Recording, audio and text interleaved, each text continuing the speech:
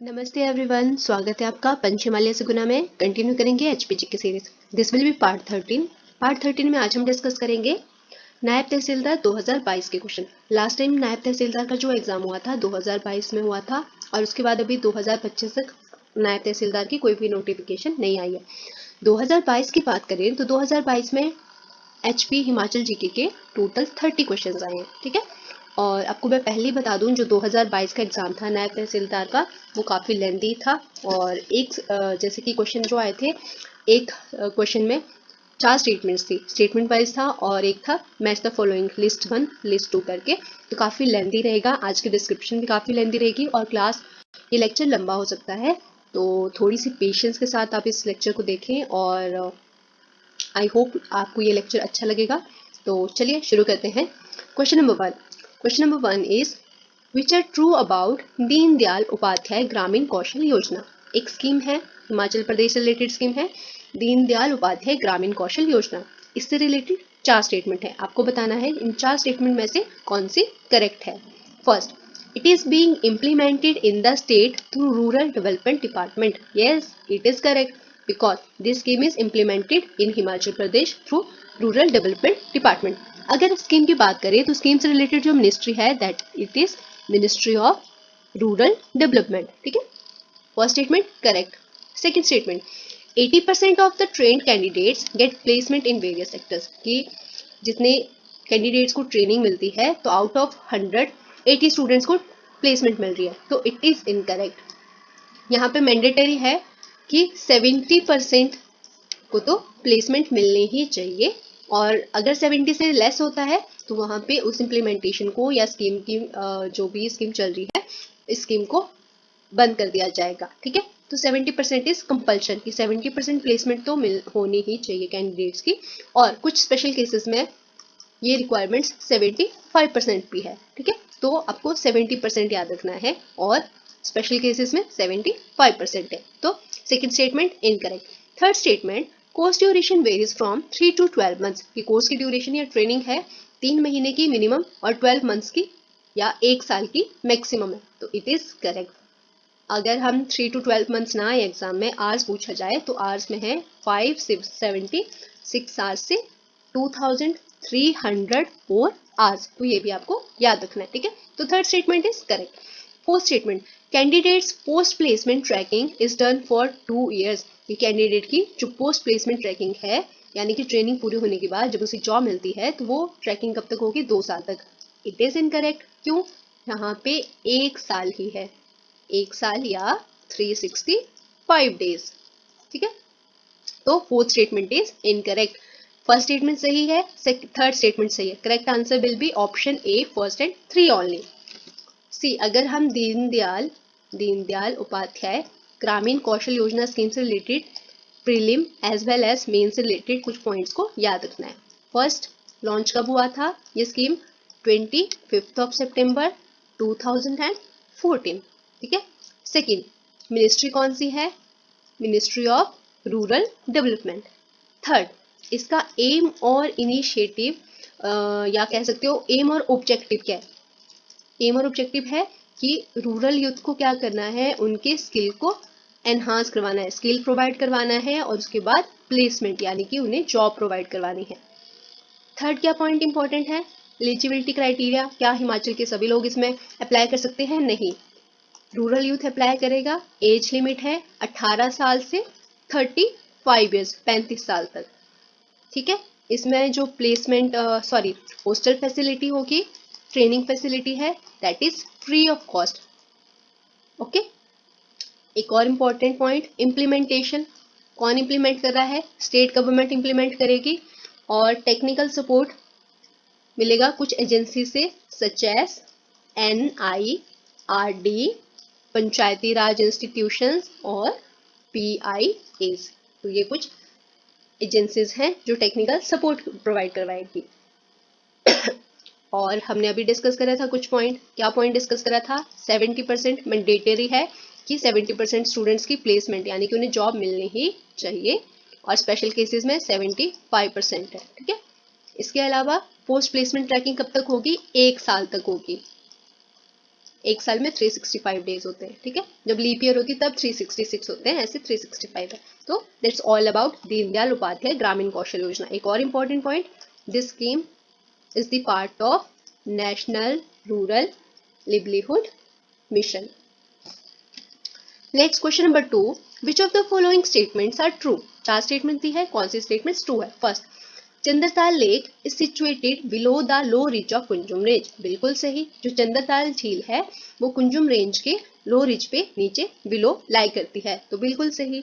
Chandratal lake situated in a valley below the Kunzum range. Kunzum range के नीचे एक वैली है और यहाँ पे चंद्रताल झील है। और चंद्रताल झील की जो शेप है ऐसे क्रिसेंट है, मून की तरह शेप है, हाफ मून की तरह, और इसलिए इसे कहा जाता है moon lake. Moon lake, LAKE lake, या कह सकते हो लेक ऑफ द मून, ठीक है। और क्या इंपॉर्टेंट पॉइंट है कि एक चाइनीज विजिटर कह सकते हो या पिलग्रिम कह सकते हो, हेनसांग, HIUEN हेनसांग ने विजिट करा था और इन्होंने चंद्रताल लेक को कहा था कि ये, इसका नाम दिया था उन्होंने लोहित्य सरोवर। लोहित्य सरोवर, लोहित्य सरोवर, ठीक है। एक और इम्पोर्टेंट पॉइंट ये है, और क्या इंपॉर्टेंट है, रामसर साइट के बारे में हम पढ़ते हैं। जब हम इकोलॉजी और एनवायरनमेंट पढ़ते हैं तो रामसर साइट पढ़ते हैं। तो रामसर साइट हिमाचल प्रदेश में भी है, तो one of the Ramsar site is Chandratal lake. एक और इम्पोर्टेंट पॉइंट है, 2015 में ₹5 की पोस्टल स्टैंप लॉन्च हुई थी चंद्रताल लेक के ऊपर। ऑल्टीट्यूड याद रखना है, सॉरी, ऑल्टीट्यूड क्या है, इसका ऑल्टीट्यूड है 4270 मीटर। इंपॉर्टेंट एग्जाम के पर्सपेक्टिव से, और कुंजुम रेंज तो इसके आसपास है ही, इसके अलावा बारालाचा पास भी चंद्रताल लेक के नियर बाय है। तो that's all about Chandratal lake. First statement is correct. Second statement, Bardonsar lake is still located between Dodra Kwar and Sangla. एक बरदोंसर झील के बारे में बात हो रही है और कह रहे हैं कि बरदोंसर झील डोडरा कवार और सांगला के बीच में। यस, बिल्कुल सही, it is correct. Sangla Kinnaur district में आता है, डोडरा कवार शिमला डिस्ट्रिक्ट का रीजन है। अब अगर मोस्टली अगर बरदोंसर झील की बात करें तो ये शिमला डिस्ट्रिक्ट में आती है। अब यहाँ से एक लिस्ट बनती है हमारे पास झील की। शिमला डिस्ट्रिक्ट में और कौन कौन सी इंपॉर्टेंट झील है। Most first one is Chandranahan. Chandranahan बहुत ही सुंदर झील है, ये रोहडू तहसील में आती है चंद्रनाहन, ठीक है। चंद्रनाहन का ऑल्टीट्यूड याद रखना है आपको, 4267 metre. Second is Garhkufar, GARH, Garhkufar, ठीक है। Third is Sarutal, fourth one is Tanujubbal near by Narkanda के पास है, तानूजुब्बल नारकंडा के नियर बाय, ठीक है। Fifth one Karali, KARALI, Karali. तो ये कुछ शिमला डिस्ट्रिक्ट की झीलें हैं जो आपको याद रखनी है। किन्नौर की बात करते हैं, अब किन्नौर डिस्ट्रिक्ट भी यहाँ पे आई थी, तो किन्नौर डिस्ट्रिक्ट से रिलेटेड कुछ झील हैं। फर्स्ट वन इज सोरंग झील, SORANG, सोरंग झील। सेकेंड इज नागको, बहुत सुंदर है ये भी। थर्ड इज युलकांडा, याद रखना Yulkanda, YULKAND, Yulkanda. Fourth is Kara झील and fifth one is Thorate, THORATE। तो ये कुछ इंपॉर्टेंट झील है।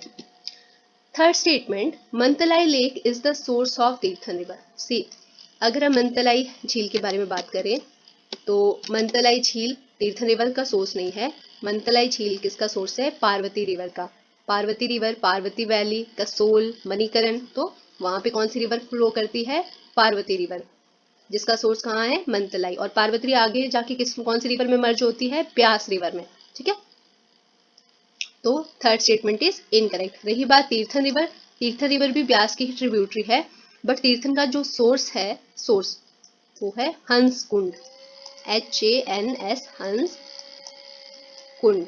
कहाँ पे, बंजार से होकर जाते हैं, और बंजार कौन सी डिस्ट्रिक्ट में आता है, कुल्लू डिस्ट्रिक्ट में। सी, जो तीर्थन रिवर है फ्लो करते हुए आती है, और तीर्थन रिवर के, जब तीर्थन रिवर इस तरह से फ्लो कर रही है ना, ये तीर्थन रिवर फ्लो कर रही है, तो तीर्थन रिवर के इस साइड का जो एरिया आता है तीर्थन रिवर के, यहाँ पे मंडी डिस्ट्रिक्ट का एरिया आता है, और यहाँ पे तीर्थन रिवर के दूसरी तरफ को कुल्लू डिस्ट्रिक्ट आती है, ठीक है। तीर्थन रिवर के लेफ्ट साइड मंडी और right side Kullu. Next is fourth statement, there is a pagoda style temple of Parashar Rishi on the bank of Renuka lake. बिल्कुल गलत। रेणुका लेक सिरमौर डिस्ट्रिक्ट में है और पराशर ऋषि जो टेम्पल है पराशर लेक के किनारे है डिस्ट्रिक्ट मंडी में। तो fourth statement is incorrect. First और सेकंड स्टेटमेंट करेक्ट है, तो correct answer will be option D 1 and 2 only. अगर हम सॉरी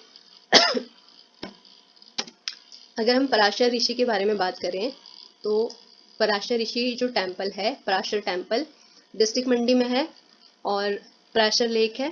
पराशर लेक में बीच में उसमें एक टापू भी बना है जो तैरता रहता है। ठीक है, ओके। और अगर रेणुका लेक के बारे में बात करें तो सिरमौर डिस्ट्रिक्ट में है रेणुका झील, सिरमौर डिस्ट्रिक्ट में। और ऋषि जमदग्नि और माता रेणुका के बेटे हैं परशुराम जी, तो इन तीनों पर्सन से रिलेटेड है रेणुका झील। यहाँ पे श्री रेणुका जी टेम्पल, श्री रेणुका जी फेयर भी लगता है जो कि एक इंटरनेशनल फेयर है। ठीक है, और पराशर ऋषि में भी टेम्पल लगता है हर साल, जून के मंथ में लगता है पराशर ऋषि में या पराशर में मेला। तो पराशर ऋषि में जो मेला लगता है वो इंटरनेशनली नॉर्मल एक डिस्ट्रिक्ट फेयर है और रेणुका जी वाला इंटरनेशनल फेयर है। तो क्वेश्चन नंबर 2 का आंसर होगा option D first and 2 only. Next is question number 3, which of the following statements are true. यहाँ पे गद्दी ट्राइब, गद्दी वुमेन, गद्दी ट्राइब, गद्दीज, यानी कि जब हम हिमाचल पढ़ते हैं, हिमाचल जी के पढ़ते हैं तो उसमें डिफरेंट डिफरेंट ट्राइब्स के बारे में पढ़ते हैं, सच एज खाम्पा ट्राइब, गद्दी ट्राइब, पंगवाल्स। ठीक है, और भी वेरियस डिफरेंट डिफरेंट ट्राइब्स हैं। तो यहाँ पे गद्दी ट्राइब से रिलेटेड क्वेश्चन है। फर्स्ट स्टेटमेंट क्या है, the Gaddi tribe people follow matriarchal type of family system, कि गद्दी जनजाति के लोग मातृसत्तात्मक प्रकार की पारिवारिक प्रणाली का पालन करते हैं। It is incorrect. Gaddi tribe के लोग क्या करते हैं, फॉलो पैट्रियार्कल सिस्टम, पितृसत्तात्मक प्रकार की पारिवारिक प्रणाली, यानी कि जो फैमिली का हेड होगा कौन होता है, फादर होता है। और जब भी प्रॉपर्टी का डिवीजन होगा, प्रॉपर्टी का बंटवारा होगा तो वो थ्रू मेल लाइन होगा, फीमेल को प्रॉपर्टी नहीं मिलती है, मेल को मिलती है। एक्सेप्शन क्या रहती है, लाहौल स्पीति और किन्नौर डिस्ट्रिक्ट, यहाँ पे फॉलो होता है मैट्रियार्कल सिस्टम। पूरी होल डिस्ट्रिक्ट में तो नहीं, बट कुछ कुछ रीजन्स में फॉलो किया जाता है मैट्रियार्कल सिस्टम, यानी कि जो फैमिली की हेड होगी वो कौन होती है, फीमेल होती है। ठीक है, नॉर्थ ईस्ट में भी हम देखते हैं, नॉर्थ ईस्ट में भी कुछ कुछ रीजन में मैट्रियार्कल जो type of family system follow होता है। तो first statement incorrect. Second statement, the Gaddi women keep their hair long and jewellery, yes, Gaddi महिलाएं अपने बालों को लंबा रखती है और आभूषण पसंद करती है। हमने प्लेलिस्ट में आप देखोगे सोशल कस्टम वाली क्लास लगी थी जिसमें डिफरेंट डिफरेंट मैरिज के बारे में हमने पढ़ा था, डाइवोर्स सिस्टम के बारे में पढ़ा था, ज्वेलरीज के बारे में पढ़ा था, हिमाचल प्रदेश के डिफरेंट डिफरेंट डांसेस के बारे में पढ़ा था। तो ज्वेलरीज के बारे में जब हमने पढ़ा था तो 4 हेड की ज्वेलरी होती है, दैट इज चिरी। ये किसका अटायर है, गद्दी वुमेन का। एक बहुत ही सुंदर नेकलेस होता है चंद्रहार, चंद्रहार, चंद्रहार चांदी का होता है ये भी। तो ये भी किसका अटायर है, गद्दी वुमेन का। इसके अलावा बहुत सी सुंदर सी ये बैंगल्स पहनती हैं, चूड़ियां पहनती हैं और एंकलेट्स यानी कि पायल पहनती हैं। तो दिस स्टेटमेंट इज करेक्ट। और अपने हेयर को ये क्या रखती है, ब्रेड करके, यानी कि गूंथ के रखती है। ठीक है, चोटी बना के रखते हैं। Third statement, the Gaddi tribe used to bury their dead, कि गद्दी अपने मृतकों को दफनाते थे। बिल्कुल गलत। गद्दी हिंदूज होते हैं और ये वर्शिप करते हैं लॉर्ड शिवा को और माता शक्ति को। तो ये स्टेटमेंट इनकरेक्ट है। अगर दफनाने वाली बात है तो कुछ सर्टेन केसेस होते हैं जहाँ पे ये नवजात शिशु वाला केस आ गया या कोई ऐसा पर्सन आ गया who die from specific disease, तो इस केस में ये दफनाते हैं। ऐसे क्या करते हैं, अपने मृतकों को जलाते हैं, ना कि दफनाते हैं। तो third statement is incorrect. Fourth statement, the Gaddis do not marry in their own brotherhood, कि गद्दी अपने भाईचारे में विवाह नहीं करते हैं। बिल्कुल सही। गद्दी फॉलो करते हैं एक्सोगैमी को, एक्सोगैमी, यानी कि जो गद्दी हैं generally do not Mary with in same गोत्रा, सेम गोत्रा के नहीं होने चाहिए, डिफरेंट गोत्राज होने चाहिए। अगर सेम गोत्रा के होंगे तो वो भाई बहन होते हैं और डिफरेंट गोत्राज में शादी करते हैं, यानी कि एक्सोगैमी को फॉलो करते हैं। तो फोर्थ स्टेटमेंट इज करेक्ट। तो यहाँ पे करेक्ट ऑप्शन क्या होगा, सेकंड स्टेटमेंट सही है, फोर्थ स्टेटमेंट सही है, option A. Next is question number 4, which of the following statements are true. यहाँ पे 4 स्टेटमेंट है और आपको बताना है 4 स्टेटमेंट में से कौन सी सही है। औदुम्बराज, औदुम्बराज, पहली 2 स्टेटमेंट में औदुम्बराज के बारे में बात की गई है। सी, जब हम हिमाचल की हिस्ट्री पढ़ते हैं तो 4 महाजनपदास के बारे में बात करते हैं। कौन से? औदुम्बराज, कुलुता, कुलिंदा, त्रिगर्ता। अब Audumbara, the most prominent tribe of ancient Himachal which finds a detailed reference in Mahabharata. Audumbar जो प्राचीन हिमाचल की सर्वाधिक प्रसिद्ध जनजाति थी, उसके विस्तृत संदर्भ महाभारत में मिलते हैं। बिल्कुल सही। महाभारत में भी स्पेसिफिकली कहाँ मिलता है? सभा प्रभा में, SABHA, सभा प्रभा, PRABHA, सभा प्रभा में मेंशन किया जाता है। ठीक है, तो first statement is correct. Second statement, the Audumbara republic flourished in the Kangra region. Yes, Audumbar गणराज्य का विकास कांगड़ा क्षेत्र में हुआ था। बिल्कुल सही। कांगड़ा में, पठानकोट में और होशियारपुर के कुछ पार्ट्स में औदुम्बरा गणराज्य का विकास हुआ था। तो second statement is also correct. Third statement, from the time of Mughal emperor Akbar till 1801 AD Chamba remained under the Mughal ascendancy. कि मुगल बादशाह अकबर के काल से 1801 ईस्वी तक चंबा मुगलों के प्रभुत्व में बना रहा। This statement is incorrect. क्यों इनकरेक्ट है? देखो, मुगल एम्पायर की बारे में बात करें तो मुगल एम्पायर का जो डिक्लाइन हुआ था 1650 से 1700 के बीच में शुरू हो गया था मुगल एम्पायर का पतन। लास्ट जो स्ट्रॉन्गेस्ट रूलर रहा मुगल्स का, वो कौन था? औरंगजेब था। फिर औरंगजेब के बाद जितने भी रूलर्स बने थे, मुगल रूलर थे, वो कभी क्या थे? केपेबल नहीं थे। ठीक है, केपेबल नहीं थे कि वो रूल कर पाए अच्छे से। तो यहाँ पे 1801 मेंशन किया है, तो यहीं पे क्वेश्चन गलत होता है। फिर भी एक और रीजन रहेगा। क्या रीजन है? कि जो चंबा टेरिटरी है और चंबा के जितने भी रूलर्स थे, उनका मुगल्स के साथ या मुगल रूलर्स के साथ जो बॉन्ड था वो काफी ज्यादा एक फ्रेंडली रिलेशन था। इसके अलावा चंबा ने मुगल एम्पायर को नजराना भी पे किया था, या बोल सकते हो ट्रिब्यूट पे किया था। बट चंबा ने को कभी भी मुगल्स ने फुली एनेक्स नहीं करा था, फुली एनेक्स नहीं किया था। ठीक है, चंबा ने हमेशा ही अपनी इंटरनल ऑटोनॉमी को बनाए रखा। In case of Kangra district, Kangra और मंडी डिस्ट्रिक्ट, इन 2 स्टेट्स को मुगल्स ने फुली एनेक्स कर लिया था, बट चंबा को कभी भी मुगल्स ने फुली एनेक्स नहीं करा था।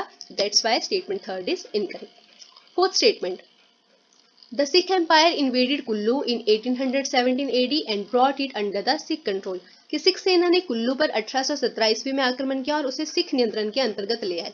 ये स्टेटमेंट इनकरेक्ट है। क्यों इनकरेक्ट है?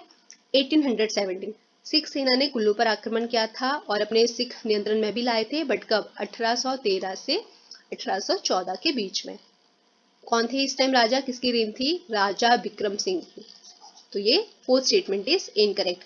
Option will be first and second statement true है, तो correct answer is option A, 1 and 2 only. Next, question number 5. Which of the following statements are true? First statement, Renuka fair is held on the banks of Renuka lake. Renuka मेला रेणुका झील पर लगता है। बिल्कुल सही। Sirmaur district में इंटरनेशनल फेयर है। ठीक है, और ऋषि जमदग्नि, माता रेणुका एंड परशुराम जी से रिलेटेड है। तो फर्स्ट स्टेटमेंट बिल्कुल सही। Jwalamukhi fair is held once a year, गलत। ज्वालामुखी फेयर साल में 2 बार लगता है। हिंदू कैलेंडर के फर्स्ट टाइम कब लगता है? नवरात्रास में, चैत्रा में, यानी कि स्प्रिंग सीजन में, स्प्रिंग में। सेकेंड टाइम कब लगता है? सेकेंड टाइम लगता है हिंदू कैलेंडर के अश्विनी या श्रावण मंथ में। दैट इज कौन सा सीजन आ गया? Autumn. Second statement is incorrect, first is correct. Third, Lavi is the most ancient trade fair in Himachal Pradesh. Lavi Himachal Pradesh का प्राचीनतम व्यापार मेला है। बिल्कुल सही। सी, लवी फेयर के बारे में हम इससे पहले बहुत से प्रीवियस लेक्चर्स में डिस्कस कर चुके हैं और क्वेश्चन में बहुत बार लवी फेयर से आया है। कुछ इंपॉर्टेंट पॉइंट्स हैं जो आपको एग्जाम के पर्सपेक्टिव से याद रखने हैं। फर्स्ट, इंटरनेशनल फेयर है। ठीक है, मैं यहाँ ना शॉर्ट में लिखती हूँ। ठीक है, इंटरनेशनल फेयर है। कब स्टार्ट हुआ था? Near by 17th century. 17th century में स्टार्ट हुआ था। कैसे स्टार्ट हुआ था? कि रामपुर बुशहर की तरफ से लीडर कौन थे? राजा केहरी सिंह थे, और यहाँ से तिब्बत की तरफ से तिब्बत के राजा थे, और इन्होंने कहा कि हम क्या करेंगे। रामपुर बुशहर ने तिब्बत का सपोर्ट किया था मुगल्स के साथ जब वॉर थी, तो फिर इनकी ट्रीटी हुई जिसमें जब तिब्बत वाले जीत के, तो फिर उन्होंने रामपुर बुशहर के साथ ट्रीटी की कि ठीक है हम एक ट्रेड फेयर शुरू करते हैं। क्या शुरू करते हैं? Trade fair. अब ट्रेड फेयर शुरू करेंगे तो इसमें क्या होगा कि तिब्बत के व्यापारी भी आएंगे और रामपुर बुशहर के व्यापारी भी आएंगे। एक डेस्टिनेशन डिसाइड करते हैं, तो वो डेस्टिनेशन डिसाइड हुई रामपुर बुशहर, जहाँ पे मिलकर चीजों को एक दूसरे को बांटेंगे और व्यापार करेंगे। तो इस तरह से लवी फेयर की शुरुआत हुई थी। और क्या इंपॉर्टेंट पॉइंट आपको याद रखना है कि इंटरनेशनल फेयर हो गया 17th सेंचुरी में राजा केहरी सिंह रामपुर बुशहर से, और it is also recognised as the oldest trade fair of Himachal Pradesh. Done, ठीक है। नेक्स्ट क्वेश्चन, तो थर्ड इज बिल्कुल सही है statement. Fourth, Minjar is a seasonal fair of Mandi. गलत, मिंजर फेयर कहाँ से रिलेटेड है? चंबा डिस्ट्रिक्ट का फेयर है मिंजर, चंबा। और कैसा फेयर है ये? एनुअल फेयर, यानी कि साल में एक बार होता है। तो fourth statement incorrect. First statement सही है और थर्ड स्टेटमेंट सही है, तो correct answer will be option B, first and third. Done. Minjar के बारे में बात करें, हम मिंजर से रिलेटेड भी पहले डिस्कस कर चुके हैं, एक बार फिर से करते हैं, रिवीजन हो जाएगा। मिंजर फेयर चंबा से रिलेटेड है, चंबा, ठीक है। इंटरनेशनल फेयर है। और मिंजर का मीनिंग क्या होता है? MINJAR। मिंजर मीन्स मक्की का सिट्टा, या जो मेज का फ्लावर होता है ना, उसे बोलते हैं मिंजर फ्लावर। अगर हिमाचल प्रदेश के बारे में बात करें तो हिमाचल प्रदेश में मेनली 5 फेयर हैं जिन्हें इंटरनेशनली रिकॉग्नाइज करा है, इंटरनेशनली रिकॉग्नाइज किया गया है। First is Kullu Dussehra, Kullu district, Mandi की शिवरात्रि। थर्ड हमने अभी पढ़ा लवी फेयर रामपुर बुशहर, शिमला डिस्ट्रिक्ट में। रामपुर बुशहर कहाँ है? शिमला डिस्ट्रिक्ट में। फोर्थ इज मिंजर फेयर, कहाँ से रिलेटेड है? चंबा डिस्ट्रिक्ट से। और एक और रहता है सिरमौर डिस्ट्रिक्ट से श्री रेणुका जी फेयर। तो ये कुछ 5 फेयर हैं जिन्हें इंटरनेशनली रिकॉग्नाइज किया गया है। Next is question number 6, women welfare schemes in Himachal Pradesh. आपके पास 4 स्कीम्स दी हैं या 4 ऑप्शन है। 4 ऑप्शन में से आपको बताना है कि हिमाचल प्रदेश में वुमेन के वेलफेयर के लिए कौन सी स्कीम्स है जो वुमेन को सपोर्ट कर रही है। First, women development corporation. ये एक स्कीम तो नहीं है बट एक ऑर्गेनाइजेशन है which is related to women development और वुमेन वेलफेयर। तो कहीं ना कहीं अगर वुमेन डेवलपमेंट कॉर्पोरेशन एक स्टेट बॉडी है और इसे स्पेसिफिकली स्टैब्लिश किया गया था to promote socio economic development and entrepreneurship of women through various schemes और फाइनेंशियल असिस्टेंस प्रोवाइड करने के लिए, तो ये रिलेटेड है वुमेन वेलफेयर से, ठीक है। सेकेंड, मुख्यमंत्री कन्यादान योजना। यस, एक स्कीम है वुमेन वेलफेयर के लिए। इसमें क्या होता है कि जो भी डॉटर होगी बिलोंग करेगी BPL फैमिली से या डेस्टिट्यूट फैमिली से, तो उसको उसकी शादी के समय में गवर्नमेंट की तरफ से एक स्पेसिफिक अमाउंट पे किया जाएगा, तो it is related women welfare. बालिका बधू योजना, नो, ऐसी कोई स्कीम ही नहीं है हिमाचल गवर्नमेंट की, तो थर्ड इज इनकरेक्ट। यहाँ से हमारा ऑप्शन भी हट जाता है। Fourth, dairy development corporation Himachal से रिलेटेड है, एक ऑर्गेनाइजेशन है बट वुमेन वेलफेयर से रिलेटेड नहीं है ये, तो फोर्थ इनकरेक्ट होता है। फोर्थ कट गया। Correct answer will be option A, first and second only. Next is question number 7, which of the following statements are true? First, Jhanjhar dance is performed in Kinnaur. गलत, Jhanjhar dance किससे related है? Chamba district से related है। हम already discuss कर चुके थे कि चंबा डिस्ट्रिक्ट डिफरेंट डांसेस के बारे में, ठीक है। Second, Japro dance is performed in Chamba valley. गलत, जापरो डांस कहाँ का है? जापरो डांस है किन्नौर डिस्ट्रिक्ट का। किन्नौर के हमने और भी डांस पढ़े थे, बकियांग डांस, बकियांग डांस हो गया, बांगचू डांस हो गया, ब्यांगचू डांस हो गया, ठीक है। और एक और भी बहुत फेमस किन्नौर का फेस्टिवल है, दैट इज रोलाने फेस्टिवल, या जिसे फेरी फेस्टिवल भी कहा जाता है, जिसके आप देख सकते हो इंस्टाग्राम पे, यूट्यूब पे, फेसबुक पे, हर एक सोशल साइट्स पे वीडियोस वायरल हो रही है। तो रोलाने भी एक एंशिएंट फेस्टिवल है और किस डिस्ट्रिक्ट से रिलेटेड है? किन्नौर डिस्ट्रिक्ट से रिलेटेड है। तो first statement incorrect, second statement incorrect. Third is बुर्रा dance is performed इन सिरमौर। बिल्कुल सही, बुर्रा डांस किससे रिलेटेड है? सिरमौर डिस्ट्रिक्ट से। सिरमौर डिस्ट्रिक्ट से और कौन कौन से डांस आपको याद रखने हैं? झूरी सिरमौर का डांस है, घी, रासा या रासो, नाटी और पदुआ, PADUA। तो ये कुछ डांसेस है सिरमौर डिस्ट्रिक्ट से रिलेटेड। थर्ड स्टेटमेंट बिल्कुल सही। Fourth is Luddi dance is performed in Kullu valley. Yes, Luddi dance is related to Kullu valley. ये है लुड्डी डांस, किससे रिलेटेड है? कुल्लू से। कुल्लू से हमने और भी पढ़ चुके थे, स्वॉर्ड डांस। और कौन सा डांस पढ़ा था कुल्लू से? खरेत डांस, KHARAIT, खरेत डांस। और उजग जामा भी कुल्लू डिस्ट्रिक्ट से रिलेटेड हम ऑलरेडी डिस्कस कर चुके हैं, उजग जामा, ठीक है। और मंडी डिस्ट्रिक्ट से भी लुड्डी डांस होता है, LOOD, लुड्डी मंडी डिस्ट्रिक्ट से भी रिलेटेड है। तो करेक्ट आंसर ऑप्शन 3 सही है, ऑप्शन 4 स्टेटमेंट 4 सही है, तो correct answer will be option C, 3 and 4 only. Next question number 8, match list and 1 and list 2 and choose the correct answer. See, यहाँ पे लिस्ट 1 में कुछ प्लेसेस के नाम दिए हैं और लिस्ट 2 में कुछ फाउंडर्स के नाम दिए गए हैं, हमें मैच करना है और करेक्ट आंसर चूज करना है। First is Suket. सुकेत के फाउंडर हैं बीरसेन। कब फाउंड करा था? 765 AD में, ठीक है। और अभी सुकेत का नेम चेंज हुआ है, प्रेजेंट डे हम सुकेत नहीं कहते हैं, इसे कहते हैं सुंदरनगर। सुंदरनगर कहाँ, कौन सी डिस्ट्रिक्ट में है सुंदरनगर टाउन? मंडी डिस्ट्रिक्ट का टाउन है, बहुत ही सुंदर टाउन है, ठीक है। Next is Hindur. हिंदूर के फाउंडर हैं अजय चंद, और कई बार एग्जाम में अजीत चंद भी आता है, तो अजय और अजीत चंद दोनों याद रखना है। प्रेजेंट डे हिंदूर नाम का प्लेस नहीं है, हिंदूर का नेम चेंज होकर हो गया है नालागढ़। नालागढ़, और नालागढ़ कौन से डिस्ट्रिक्ट में है? सोलन डिस्ट्रिक्ट में। नालागढ़ क्या एक इंडस्ट्रियल हब है, ठीक है। Third is दत्तारपुर। दत्तारपुर के फाउंडर है दत्तार चंद, ठीक है। दत्तार चंद ने दत्तारपुर को कब फाउंड करा था? नियर बाय 16th सेंचुरी में। और दत्तारपुर किसकी कौन सी स्टेट से निकला है या किसकी ब्रांच है? सिब्बा की ब्रांच, यानी कि सिब्बा से दत्तारपुर निकला है, okay. Last one D Keonthal. Keonthal के फाउंडर है गिरिसेन। गिरिसेन ने क्योंथल को कब फाउंड करा था? Near by 13th century. और जो गिरिसेन है ये किसके भाई हैं? Girisen was the brother of Birsen. Birsen Suket के बीरसेन के ब्रदर थे गिरिसेन। तो ऑप्शन ए का 2 एक ही हमारे पास, तो correct answer will be option B. A का 2, बी का 3, सी का 4, डी का 1। Next is question number 9, match list and list 2 and choose the correct answer. List 1 में कुछ मूवमेंट्स के नाम दिए हैं, लिस्ट 2 में कुछ लीडर्स के नाम दिए गए हैं, आपको लिस्ट 1 को लिस्ट 2 के साथ मैच करना है। धामी सत्याग्रह, लीडर भागमल सौठा। धामी सत्याग्रह के बारे में बात करें तो धामी सत्याग्रह के जो लीडर थे वो भागमल सौठा थे। धामी सत्याग्रह को धामी फायरिंग इंसिडेंट भी कहा सकता है और धामी गोली कांड भी कहा जाता है। ये कब हुआ था? 1939 में हुआ था, अगेंस्ट राणा ऑफ धामी। ए का 3 तो सी हट जाता है और डी को भी एलिमिनेट करते हैं।